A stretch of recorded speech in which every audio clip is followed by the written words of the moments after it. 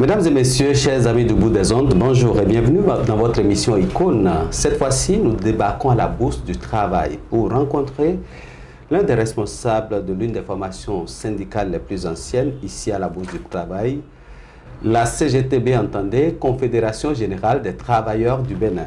Avec cette formation, nous allons nous intéresser à la vie de son premier responsable, M. Moudassirou Bachabi. M. Moudassirou Bachabi, qu'on a découvert en 2016. Lorsqu'on dit M. Moudassirou Bachabi, c'est qui?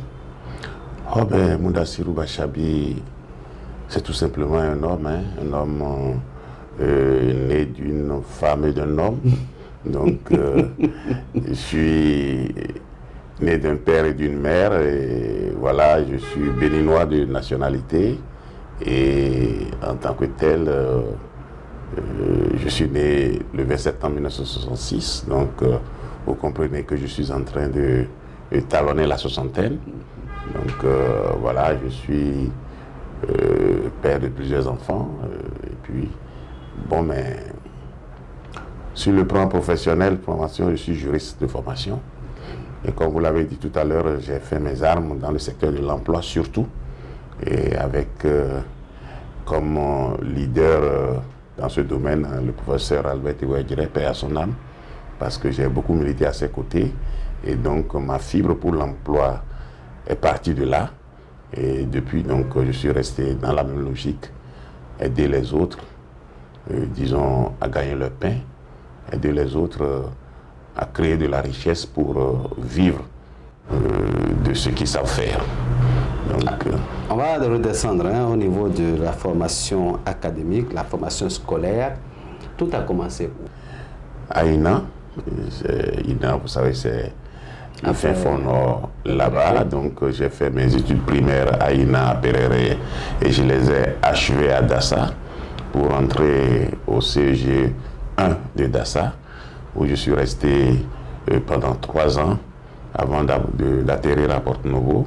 D'abord au CG Diassin, par la suite au CG Davier, et j'ai fini par ce qu'on appelait à l'époque le complexe polytechnique 1 et 2. Donc je crois que c'est le lycée des catholiques. Aujourd'hui, ils ont repris les rênes de ce lycée, et puis je suis sorti de là avec un baccalauréat série G1. Et tout de suite, je me suis retrouvé à la faculté de droit à l'université d'Abomey-Calavi, qui était l'université nationale du Bénin à l'époque. Alors là, donc, j'ai fait mes années d'études juridiques là, notamment la carrière judiciaire, puisque j'ai fait option 3. Et j'étais donc en deuxième année quand l'année blanche est arrivée. Donc j'ai vécu la conférence nationale, disons, en tant qu'étudiant. Et voilà, j'ai fini mes études, j'ai fini par faire partie de la première promotion des auditeurs de la chaire UNESCO des droits de l'homme et de la démocratie. Et donc, j'en suis sorti avec un diplôme d'études approfondies. Pour tout dire, j'ai fait toutes mes études au Bénin. Et donc, voilà, je suis resté béninois jusqu'à présent. Alors, qu'est-ce qui justifie ce parcours lorsqu'on regarde de INA? On descend à Perere, on vient à Dassa, là on va à Porto-Novo, c'est un maillage. Pourquoi ce... Oui, bon, moi je suis né d'un père instituteur. Okay. Et vous comprenez que c'est à l'époque les agents du développement rural, les instituteurs, et dans une moindre mesure aussi les agents de santé, c'est eux qui font le terrain. Donc mon papa, toutes les fois qu'il devait, quand il connaît une mutation, évidemment moi-même je connais la mutation. Donc j'ai bougé tout le temps avec lui, et c'est ce qui explique que j'ai fait le parcours que j'ai décrit tout à l'heure en étant à ses côtés. Quel est l'avantage pour un enfant de suivre ses parents dans ce mouvement? Parce que de plus en plus on voit les enseignants, les policiers et autres, ils gardent leur famille en cité urbaine et ils vont seuls dans la périphérie. Quel est l'avantage pour un enfant, par exemple, d'être avec ses parents? Le premier avantage, c'est que l'enfant découvre d'autres réalités. Il découvre d'autres réalités, et en ce qui concerne, disons, l'intégration linguistique, vous savez, ce parcours-là, c'est l'âge auquel on a la mémoire fraîche pour bien assimiler. Donc c'est ce qui fait qu'aujourd'hui, je parle beaucoup de langues, pour avoir fait tous ces tours-là avec mon papa. Et je crois que ça m'a permis également d'avoir des contacts avec des gens de plusieurs cultures. Et donc, je crois qu'il y a un avantage certain à faire vivre aux enfants l'expérience de leur pays profondément si on a l'opportunité. Alors aujourd'hui, lorsque vous jetez un regard prospectif dans votre parcours, quelle différence faites-vous entre cette façon d'éduquer l'enfant, de suivre les cours en son temps, en votre temps et aujourd'hui? Bon, vous savez, comparaison n'est pas raison. Je crois que chaque génération vit les défis de son époque. Et donc, on ne peut pas forcément regarder dans le rétroviseur pour comparer ce qui se passe aujourd'hui. Je pense que les enfants d'aujourd'hui ont leur chance. Nous aussi, nous avons eu nos chances à l'époque. Et ce qui est important pour nous, c'est que on doit maintenir un certain nombre de valeurs. Ces valeurs qui faisaient que l'enfant n'était pas qu'éduqué par ses géniteurs. Donc, la communauté avait son mot à dire sur l'enfant. Et donc, à partir de ce moment-là, ça nous manque aujourd'hui. Ça nous manque aujourd'hui. Bon, ils ont peut-être autre chose, mais à quel usage ils destinent ça? Ils ont les réseaux sociaux, ils ont un certain nombre de choses. Et il y a aussi aujourd'hui les médias qui contribuent à l'éducation des enfants. Mais vous savez que sous nos cieux, il faut très bien que la consommation des produits de médias soit revue. Pour ce que moi je sais, on véhicule des valeurs, des cultures qui sont totalement à l'antipode de ce que nous savons être en tant qu'Africains et en tant que Béninois. Donc je crois qu'il y a un travail qu'il faut faire pour que la famille et l'éducation de base que nous on a reçue, que cette éducation-là ne disparaisse pas derrière, disons, les claviers du smartphone ou à travers les ondes. Donc à ce niveau-là, je crois que c'est les ministères en charge de l'éducation et de la culture qui doivent se donner la main pour faire en sorte que les programmes d'éducation puissent tenir compte de ce que on ne peut pas devenir autre chose que ce que nous sommes et que par conséquent, si nous devons tirer profit du progrès, ça ne va pas être pour abandonner nos socles. Et je crois que c'est un travail important qu'il faut faire et malheureusement, nos ministères en charge de l'éducation ne tiennent pas compte de ça. Au niveau culturel, nous sommes toujours dépendants de la langue des autres. Et je ne suis pas sûr qu'on puisse transmettre une bonne éducation dans une langue autre que notre langue. Et je crois qu'il y a un effort à faire là pour que l'école ne devienne pas un cadre d'asservissement, comme c'est le cas aujourd'hui, et que nous puissions permettre à nos enfants de goûter à ce que nous on a goûté, peut-être en améliorant. Vous savez, à l'époque, il y avait clé de lune, vous pouvez jouer. Aujourd'hui, bon, même quand il y a lune, on ne le sent pas à cause de l'énergie électrique qui inonde partout.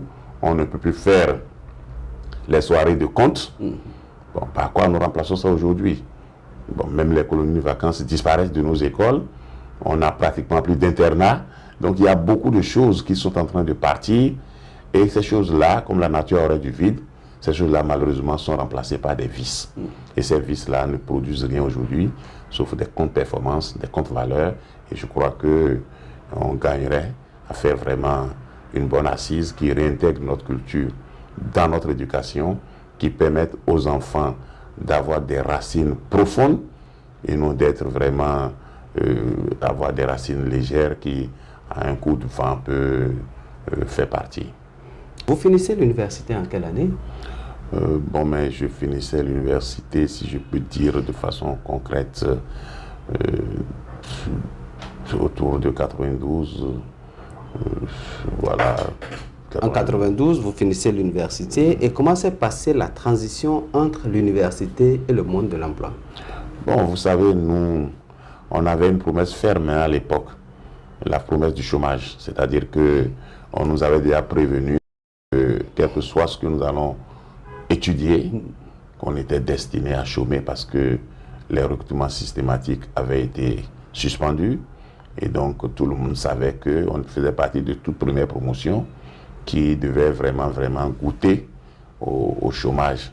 Mais quand je dis que j'ai fini mes études universitaires autour de 92, c'est pas que je suis resté étudiant de façon continue, puisque sachant très bien que je n'avais aucune promesse d'emploi à la fin, j'ai d'abord choisi une formation qui va me permettre, en toute indépendance, de pouvoir servir les autres, d'avoir des choses à monnaie, c'est-à-dire le droit, puisque pour moi, quand on est un bon juriste, on ne peut pas chômer.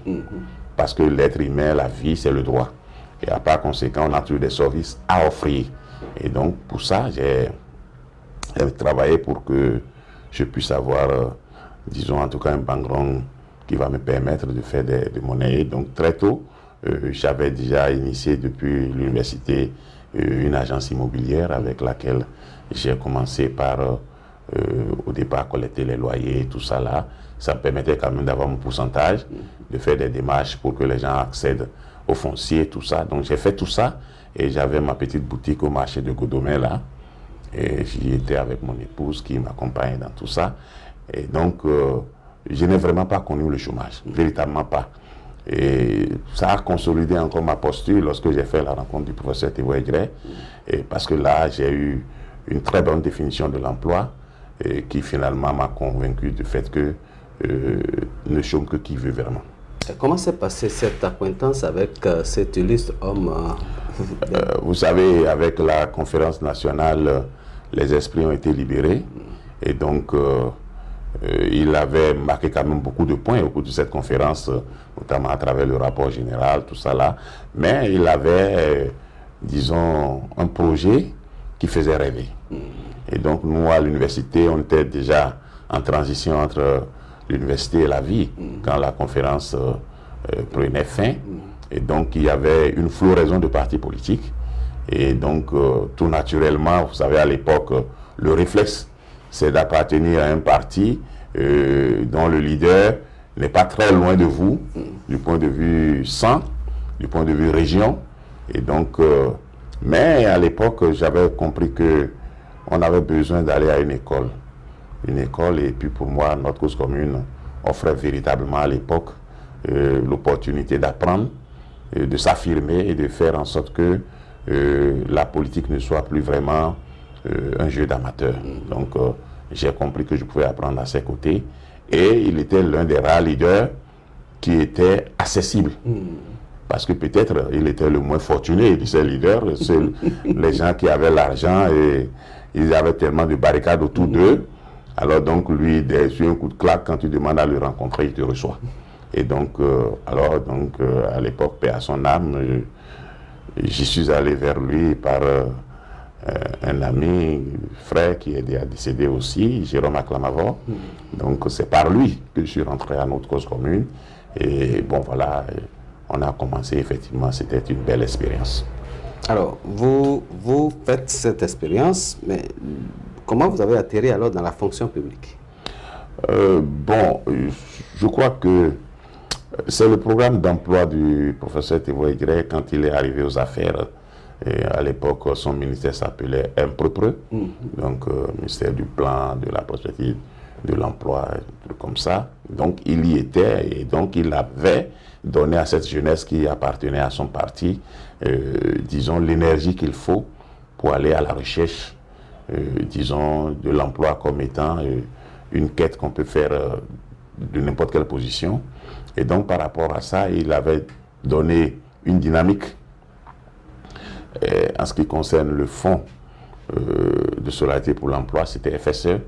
Donc, alors FSNE, il a essayé de revitaliser ça et par rapport à tout ce que nous étions en train de dire, les rêves qu'on caressait au niveau du parti, ils m'ont donné l'occasion d'être au service des opérations au niveau de ce fonds. En tant que stagiaire, d'abord, j'ai commencé par l'administration au niveau des ressources humaines et après, j'ai atterri au service des opérations. J'y ai fait mes armes, j'ai confirmé ce que je pouvais confirmer pour mériter de rester, si bien que lorsque le fonds devait disparaître au profit de l'Agence nationale pour l'emploi qui est là aujourd'hui, donc je faisais partie du personnel de transition qui a été retenu.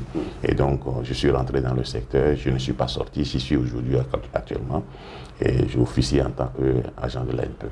Alors, lorsque vous entrez à l'ANPE, après on vous retrouve dans le monde syndical. Entre-temps, vous avez fait une escale politique.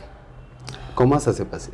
Non, je crois que on ne peut pas vraiment avoir fait une formation de juriste et rester insensible à certains aspects de la vie. Et le premier aspect, c'est que la politique, c'est là par lequel l'on gouverne, on décide de la vie des citoyens, de ce qu'ils doivent avoir et de ce qu'ils ne doivent pas avoir. Et vous savez que tout est basé sur le droit. Mais en plus, c'est qu'on ne peut pas être insensible à la misère des uns et des autres quand on a travaillé véritablement aux côtés du professeur Thévois Aigret pour qui la pauvreté peut être une richesse. Et donc, à partir de ce moment-là, et quand il le dit, et on peut y croire vraiment, c'est-à-dire que chez nous, parfois, on dit, bon, mais on peut être pauvre, mais il faut rester digne. Donc, il est évident que la pauvreté est un levier pour faciliter, disons, la conquête de l'espoir. À partir donc de ce moment-là, j'avais cette fibre qui veut que, au niveau de la cité, je puisse apporter ma lecture de ce qu'on peut appeler une gouvernance publique. Mais dans le même temps, il y avait que ce qui permettait de corriger les inégalités, ce qui permettait de réduire les écarts, ce qui permettait de soulager la misère des uns et des autres, c'est également l'action syndicale. Donc je me suis retrouvé à développer des passions dans ce creuset-là. Je vous ai dit tout à l'heure, quand on finissait à l'université, la plus grande promesse qu'on avait, c'était le chômage. Je vous ai dit que j'ai mis en place une agence immobilière, mais on ne travaille pas dans une agence immobilière tous les jours. Donc je sortais de l'université avec une MAT, à l'époque les motos venues de France, et je faisais partie des tout premiers qui ont fait Zémidjan à Cotonou avec MAT. Donc j'ai commencé par faire du Zémidjan, et là encore, ça m'a ouvert beaucoup d'opportunités, et c'est comme ça que, en faisant le Zémidjan, il était apparu que cette corporation, qui d'une manière ou d'une autre s'imposait déjà comme une solution de transition pour tous ceux qui ont des rêves de contribuer à la création de la richesse dans ce pays et qui ont fait l'option de ne pas verser dans la fatalité ou dans la facilité. Et donc, on avait conscience que dans ce vivier-là, il y avait beaucoup de cadres qui étaient devenus Zémidjan par la force des choses. J'en faisais partie.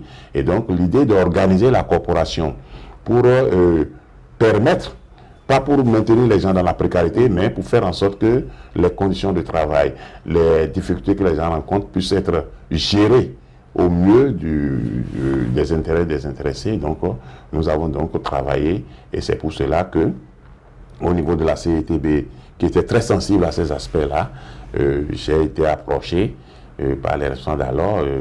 Aujourd'hui, il n'est plus là non plus. Tabi Mathieu, qui était un adjoint au secrétaire général Pascal Todinou. Et c'est comme ça que j'ai atterri à la CGTB pour porter sur les ponts baptismaux la première organisation syndicale nationale des conducteurs de taxi-moto. Ça s'appelait à l'époque UNACOTAMO, Union nationale des conducteurs de taxi-moto, qui avait une présence dans tous les départements.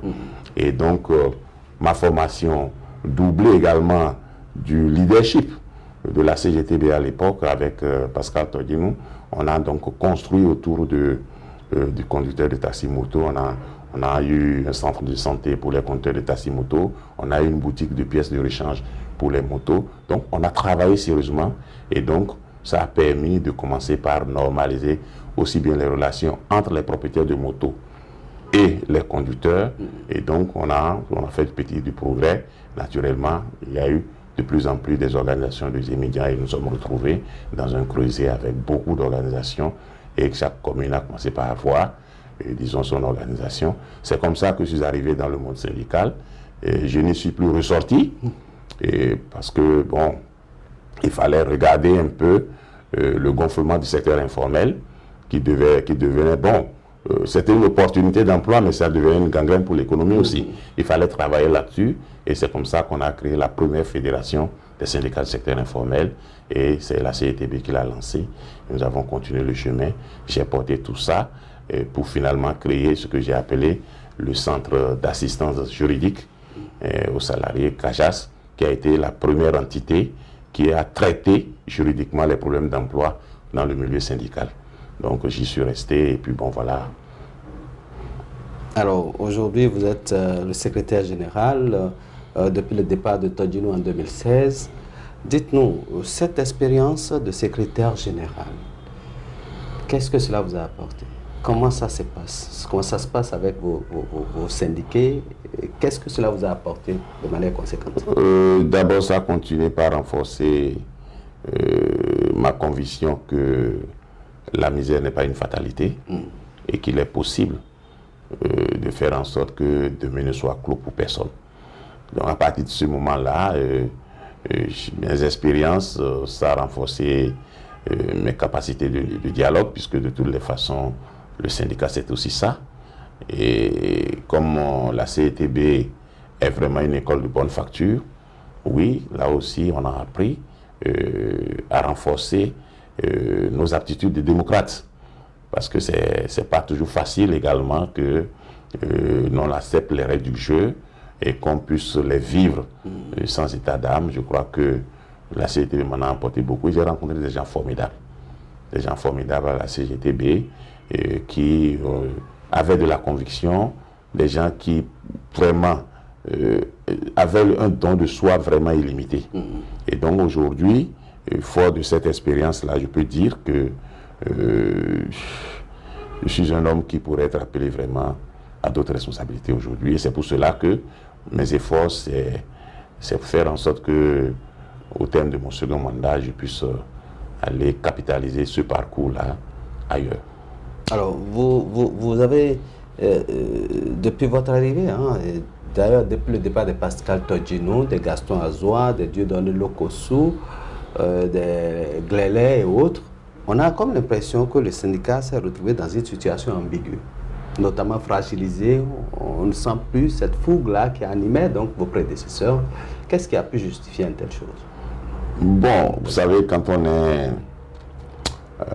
est loin, on pense que le syndicat est en difficulté. Oui, peut-être, mais non aussi, parce que j'ai dit tout à l'heure que comparaison n'est pas raison. Et vous comprenez, même aujourd'hui, les mêmes personnes que vous avez citées là, si on les replace dans le contexte d'aujourd'hui, je ne suis pas évident que la fougue que vous avez connue puisse encore rester. Parce que je prends le Bénin comme une piscine. Une piscine qui a un maître nageur et puis après ça, qui a des lois. Donc si vous prenez les rois de la République et que les rois sont devenus caïmans, vous comprenez que quand vous les mettez dans la piscine, vous avez beau être un excellent nageur, je ne vous vois pas nager correctement avec les crocodiles. Donc aujourd'hui, nous avons, à la faveur de certaines réformes, on s'est retrouvé en face d'une législation totalement austère à l'expression libre de certains de la liberté. Et donc à partir de ce moment-là, ces tests qui sont devenus des caïmans pour la piscine qu'est le Bénin, le Bénin ne peut plus avoir de très bons nageurs, mais pas parce qu'ils ne savent pas nager, mais parce que justement l'environnement n'est pas prospère pour ça. Mais vous savez que quand vous arrivez dans une situation comme celle-là, en bonne intelligence, vous rentrez au laboratoire et vous travaillez. Et vous devez constater que tout le monde a été pris de court, y compris la classe politique. La gouvernance aujourd'hui a pris tout le monde de court. La classe politique, les opérateurs économiques, tout le monde a été pris de court.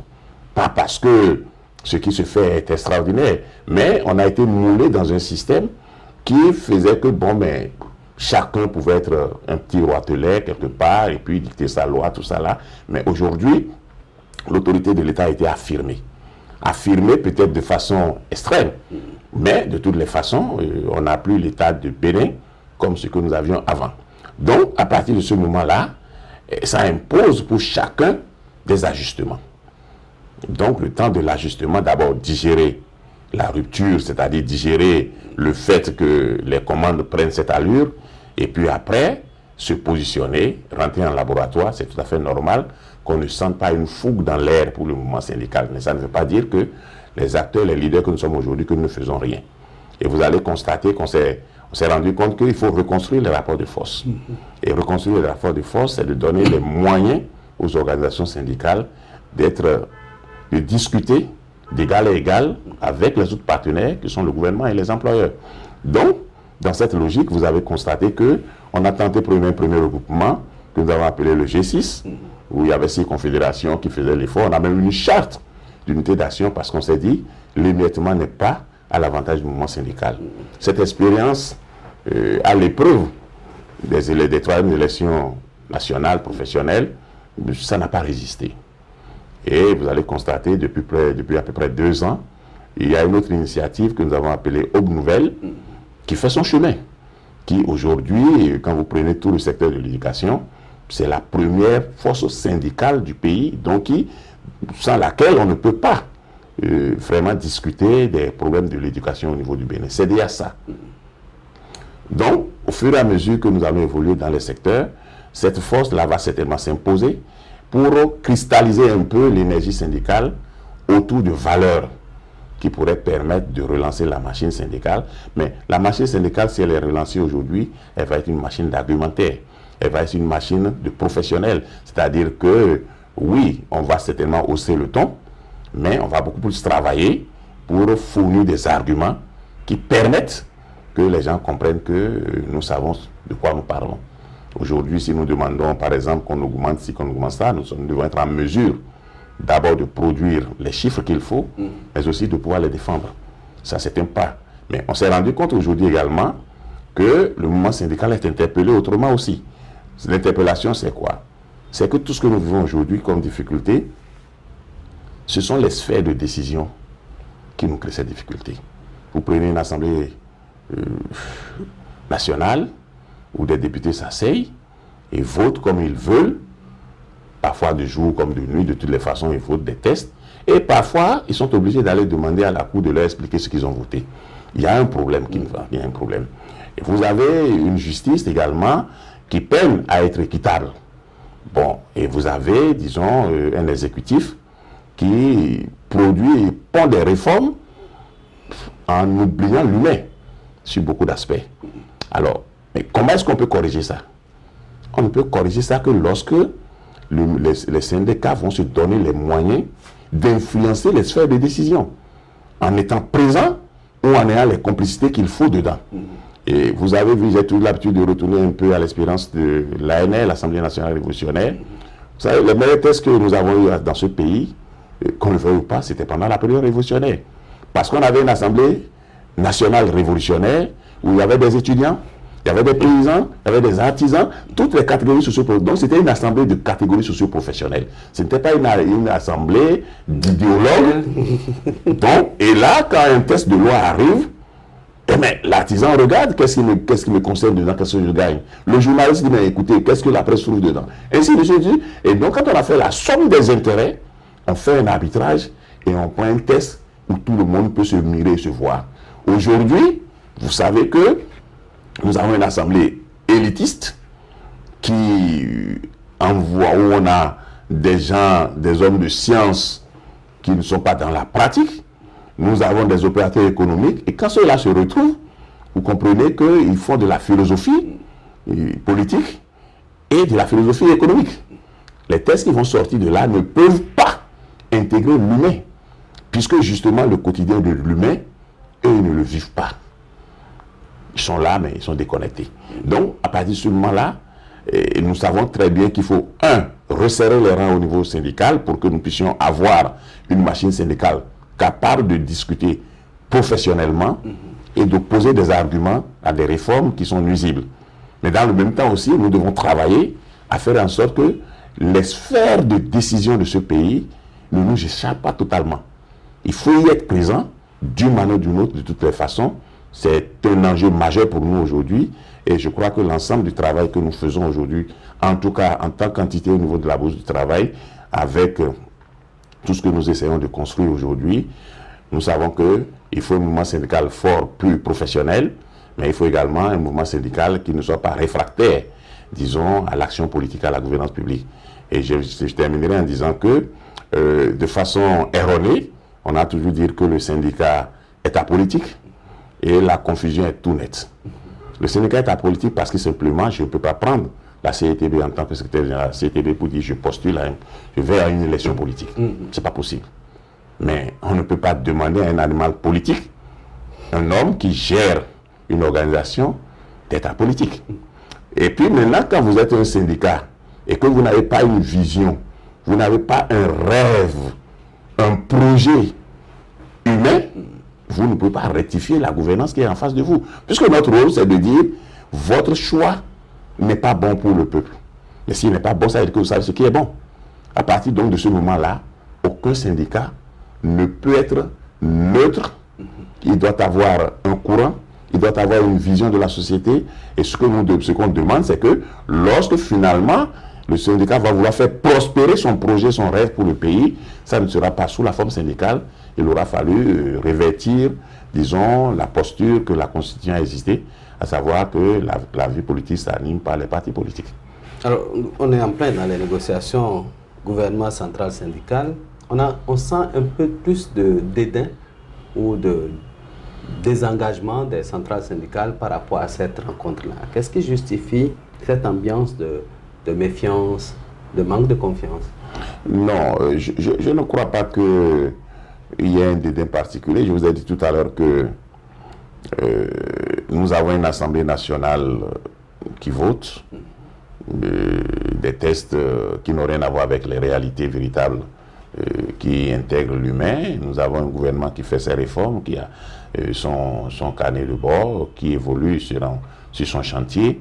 Et puis nous avons des organisations syndicales fragilisées parce que les rapports de force ne sont pas en leur faveur. Il faut le reconnaître, les rapports de force ne sont pas aujourd'hui en faveur des syndicalistes. Mais à côté de ça, c'est que pour que ça prospère, pour que le dialogue prospère, il faut que tout le monde croit au dialogue. Mais vous avez vu nos députés, quand ils viennent, ils parlent de façon péremptoire. C'est comme s'ils ont la science infuse, c'est terminé, personne ne peut les combattre. Et lorsque le gouvernement également avance ses réformes, c'est comme s'il n'y a pas mieux. Donc à partir de ce moment-là, il est évident que les partenaires que sont le gouvernement et les employeurs, tant qu'ils ne vont pas croire aux vertus du dialogue, le dialogue ne donnera rien, même si les syndicats ont une bonne volonté. Il se fait malheureusement que le militantisme par procuration aussi a pris le terrain dans le milieu syndical. Vous savez, les militants aussi, les travailleurs, beaucoup, ils se disent, bon, mais quand c'est bon, c'est syndicat pour eux. Mais dès qu'il y a une difficulté, ils ne sont même pas prêts à payer le prix de l'action syndicale. Et l'effort que nous faisons aujourd'hui dans le creuset que nous formons à trois, la CGTB, le NSTB et la CSA, l'effort que nous faisons véritablement, c'est de faire revenir les valeurs au niveau syndical, reconstruire la force et faire en sorte que les travailleurs se donnent les moyens de leur combat. Et si nous arrivons à régler ça, dans les prochaines années, vous aurez un mouvement syndical fort, capable de répondre aux enjeux, capable également d'avoir une résilience à toute épreuve. Ce n'est pas le cas en ce moment. Mais on a bon espoir que ça va venir parce que ce que nous faisons, lentement mais sûrement, c'est évident que disons qu'on commence déjà à avoir quelques fruits, mais il faut aller de l'avant. Alors, lors des dernières élections générales, au niveau des organisations syndicales, une loi a essayé de modifier un peu la subvention au niveau des centrales syndicales. Est-ce qu'on peut aborder ça? Non, est-ce qu'il y a une loi? Je ne crois pas, il n'y a pas une loi. Il y a juste un décret qui définit les règles de la représentativité. Donc, désormais, il n'y a plus de subventions pour les organisations syndicales dans le cadre de leur mission, qui est une mission d'éducation, qui est une mission de mobilisation. Le gouvernement ne fait plus de la subvention pour ça. Le gouvernement a opté pour ce qu'on a appelé, disons, la subvention de la représentativité, c'est-à-dire qu'on donne une prime à la représentativité, à l'ancrage syndical. Et cet ancrage-là, c'est à l'issue des élections que ça se mesure. Bon, vous savez, une élection, ce qu'elle est, ça peut être totalement le bon résultat, comme ça peut être le mauvais résultat, ça peut être biaisé, mais ce qui est important, c'est que tout le monde doit chercher les règles du jeu. Les règles du jeu aujourd'hui, c'est que tu ne reçois pas le soutien du gouvernement quand, après les élections, tu n'as pas franchi la barre des 20%. Nous en sommes là. Ce n'était pas ce statut. Ce n'est pas que c'est mauvais. Mais il est évident qu'il y a un socle de mission pour les organisations syndicales. La mission d'éducation, de sensibilisation, qui est une mission qui permet même aux travailleurs d'avoir des aptitudes de rendement au service de l'État. Ça n'a rien à voir avec la représentativité telle que définie par la loi. Mais vous savez, l'État ne va pas réglementer le mouvement syndical pour le rendre fort. Donc, tout l'effort que le gouvernement fait dans ce sens-là, c'est comment affaiblir. Et c'est légitime. C'est légitime, mais le problème, c'est que même si vous êtes très bon danseur, vous avez besoin de regards de personnes qui vous disent, mais écoutez, bon, mais vous aurez pu faire ça, vous aurez pu faire ça. Mais si vous n'êtes pas, disons, capable d'accepter, disons, des critiques, bon, ça devient un problème pour tout le monde. Donc aujourd'hui, il est évident que la contradiction, les propositions alternatives sont des éléments qui ne sont pas très bien vus. Et à partir de ce moment-là, le gouvernement se donne les moyens de rouler sur le tapis vert. Mais comme on le dit généralement, si le tapis est trop vert, on peut se retrouver dans le décor, ce que nous ne souhaitons pas. Et c'est pour ça justement que nous, en tant qu'organisation syndicale, nous avons pris la mesure de la situation.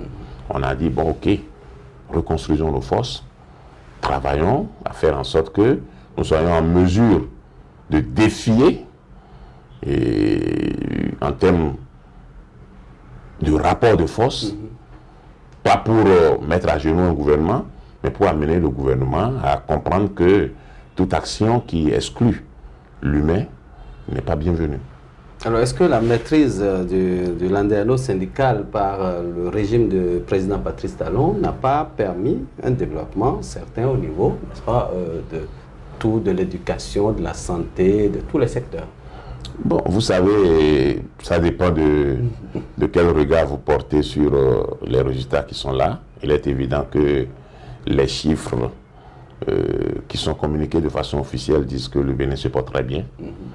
Mais vous êtes journaliste, vous êtes de la presse, est-ce que les Béninois se portent mieux? Vous pensez que c'est l'arbre qui cache la forêt? Bon, je crois qu'ils sont de bonne foi quand ils avancent leurs chiffres.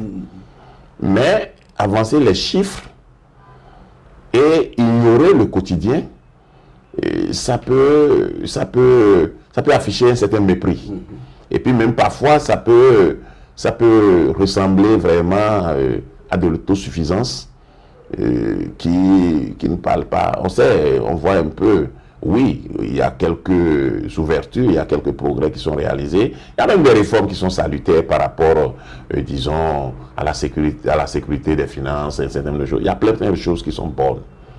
Mais on ne fait pas de développement pour les animaux. On le fait pour que chaque Béninois ressente. Mais ressentir, comme on le dit, c'est qu'il faut que ça commence par venir un peu. On ne dit pas que brutalement, tout ira bien du jour au lendemain. Parce qu'il n'y a pas une baguette magique pour ça. Mais il faut avoir l'oreille pour savoir que les Béninois ont du mal à vivre comme il faut. C'est peut-être pas la faute du gouvernement, mais c'est quand même le gouvernement qui a la responsabilité de faire en sorte que tout le monde se porte bien. Donc aujourd'hui, si on a du mal à vivre, on va l'interpeller. Donc pour moi, oui, des efforts sont faits, mais je crois qu'on peut faire autrement.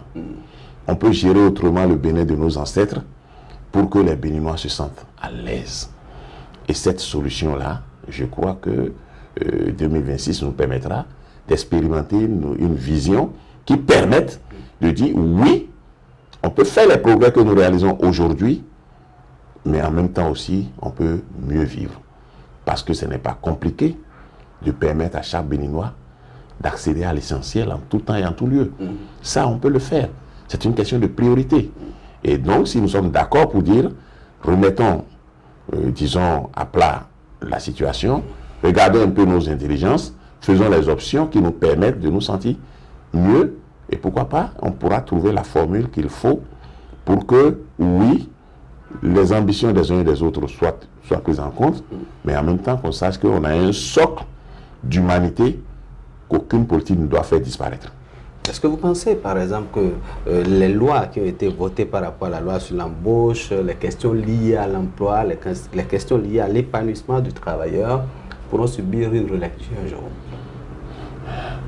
Il n'y a pas de loi qui soit gravée dans du marbre. Et je crois que la loi, toute loi, obéit à un environnement. Et cet environnement n'étant pas figé, les évolutions vont permettre d'aller au-delà. Il y a des lois qui ont été prises aujourd'hui qui se sont justifiées à un moment donné, mais dont la justification n'est plus évidente aujourd'hui. Bon, mais comme il s'agit de lois et qu'il y a un processus long pour certaines relectures, mais je crois que beaucoup de textes vont subir de toilettage. Pas de toilettage dans le sens d'une facilité béate, non, mais de toilettage, comme je l'ai dit, qui prennent en compte l'homme, l'être humain dans son sens plénier, où on fait en sorte que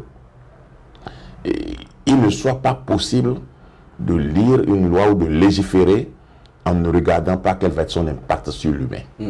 Et je crois que ça a beaucoup manqué parce qu'on était focus sur les performances économiques, on était focus sur des réalisations, disons, d'exhibition, on était focus sur la traduction d'une rupture d'avec tout, alors que tout n'était pas à rompre.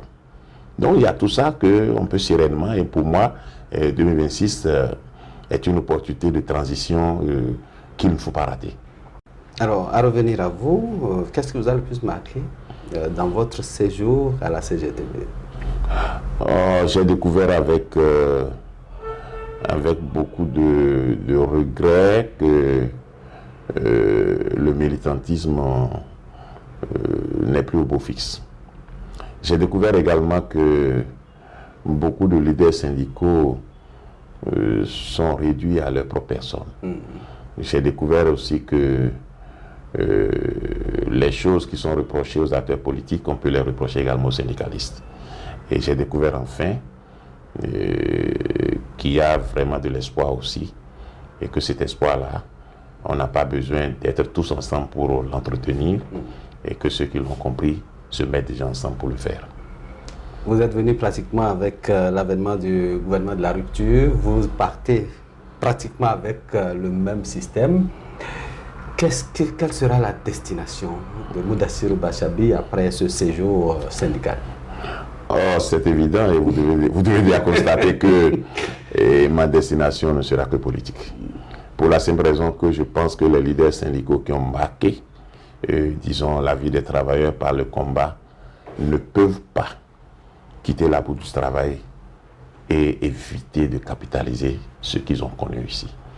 Parce que quand vous avez passé votre temps à dire aux autres qu'ils ne font pas ce qu'il faut faire, quand Dieu vous donne l'occasion, vous avez l'énergie, il faut montrer qu'on peut faire ce que vous étiez en train de dire. Et j'ai bon espoir que le CM permettra de me retrouver également de l'autre côté pour finalement conclure au soir de ma vie, si effectivement je n'étais que dans les rêves ou j'étais vraiment dans une réalité qui était possible. Si on vous donnait une baguette magique pour changer quelque chose aujourd'hui, qu'est-ce que vous changerez? Je mettrai l'homme au cœur de tout.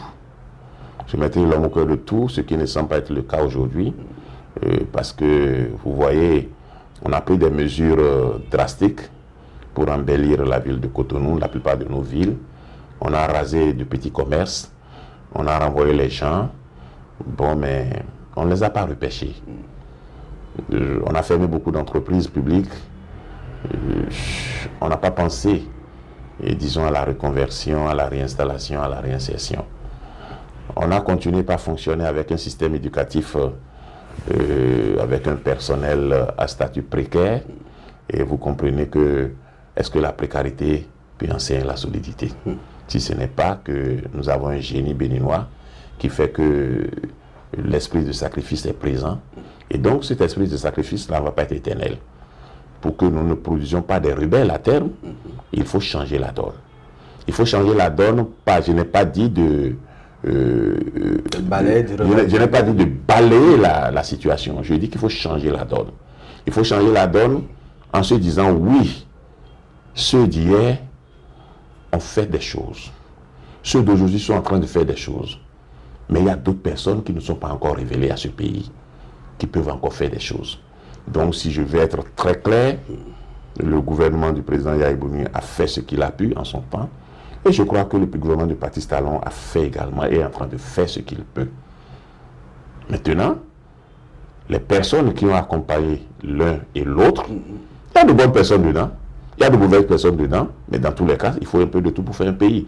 Donc, si nous pouvons aller vers 2026, avec l'espoir que ceux qui sont bons dans l'équipe d'hier, ceux qui sont bons dans l'équipe d'aujourd'hui, puissent s'ajouter à ceux qui sont bons, qui ne sont pas encore révélés, eh bien, on aura permis au Bénin de se reconstruire autrement et de faire en sorte qu'il y ait une paix qui vienne, disons, ensoleiller le pays pour permettre que, si vous voulez, je crois que aujourd'hui, nous sommes dans une situation où on a le sentiment que le règne politique est tenu par deux hommes, c'est-à-dire de l'autre côté Yahya Bouni, de ce côté Patrice Talon, et finalement on est en manque d'un troisième larron, et j'espère bien pouvoir être ce troisième larron-là.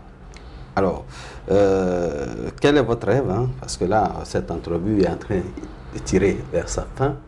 Quel est votre rêve pour le monde syndical de demain? Le monde syndical de demain, je le veux fort, responsable et professionnel. Parce que quelle que soit la posture que j'aurai en quittant la bourse du travail, même si je devenais politique comme je le rêve bien, mon souhait est d'avoir en face un mouvement syndical fort, responsable et qui sait, disons, ajouter de la valeur à ce que nous faisons au niveau national et qui sait défendre l'humain avec les arguments qu'il faut et qui sait accompagner l'action publique avec sa vision et son projet. On en a besoin parce que, c'est-à-dire, en l'absence de ça, le gouvernement, le pouvoir politique va devenir ivre. Et quand un pouvoir est ivre, vous comprenez ce que ça peut produire.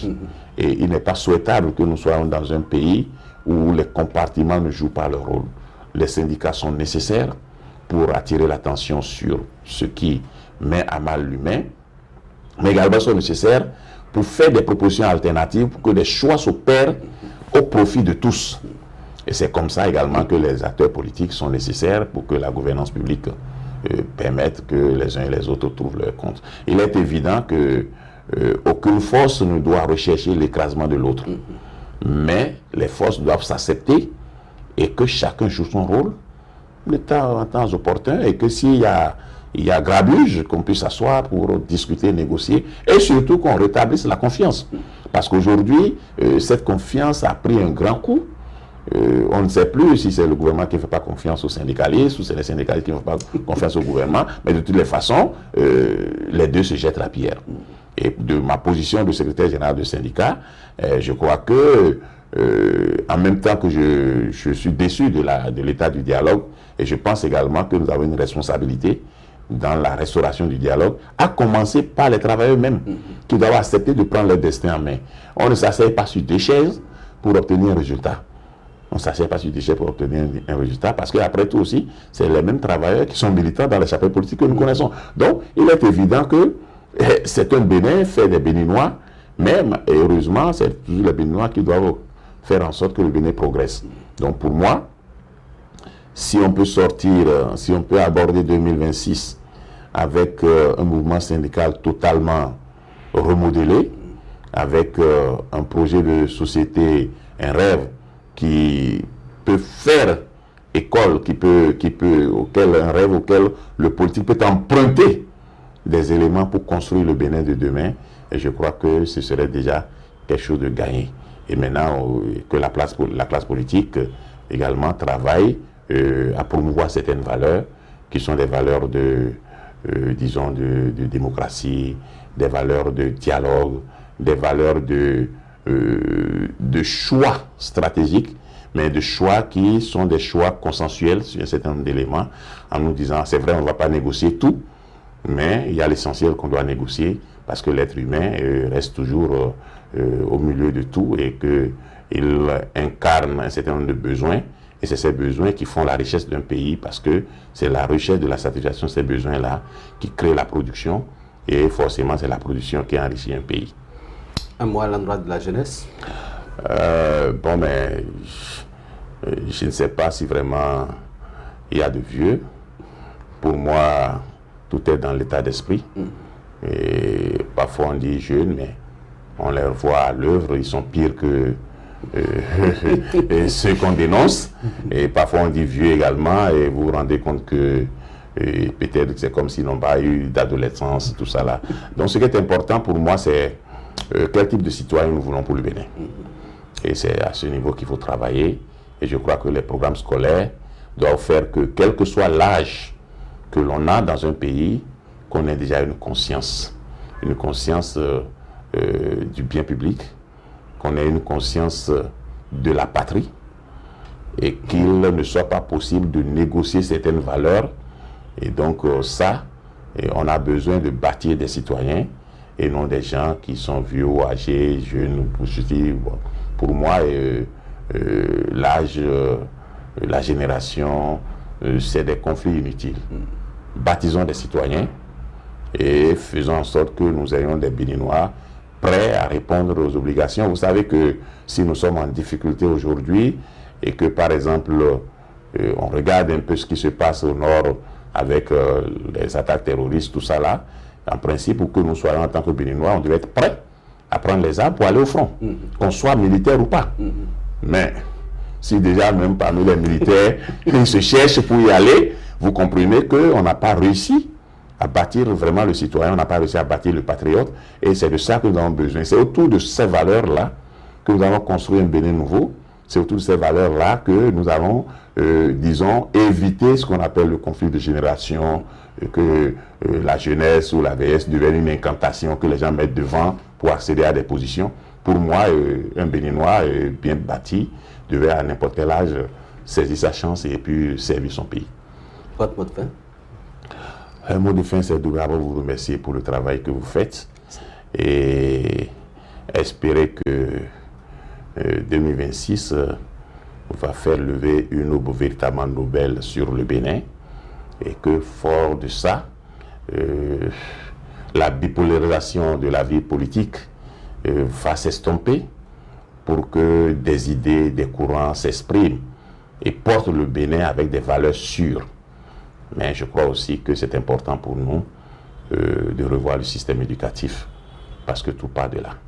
Et donc si nous avons un système éducatif mal en point, il est évident que nous n'aurons pas de bons citoyens, et par conséquent, on ne va pas faire une bonne production, et là, on ne sera pas à l'abri de ce que nous déplorons aujourd'hui. Merci à vous, SG. Mesdames et messieurs, on espère que vous avez tiré, n'est-ce pas, de l'expérience de cette icône de la vie syndicale béninoise, et que demain augure d'un lendemain meilleur pour les Béninois, à condition que nous travaillons tous à bâtir un citoyen de type nouveau qui puisse prêt à impulser le développement de ce pays dans le patriotisme et dans le respect mutuel. Merci à chacun et à tous, et à la prochaine.